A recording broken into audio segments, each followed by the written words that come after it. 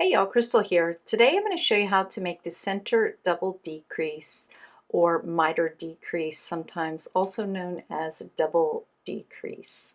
It worked out really well for this V-neck pattern here as it's nice and center and brings those stitches in beautifully. Okay, so we marked our center stitch, so we're going to stop one stitch before the center stitch or the stitch marker. Insert my right needle tip knitwise into both those stitches as if you were to knit them together, but instead of knitting them, I'm just going to slide them off the left needle to the right. Now I'm going to knit the next stitch on my left needle. Insert my left needle tip into the two slip stitches and then pull them back over the stitch I knit. And we have done our center double decrease.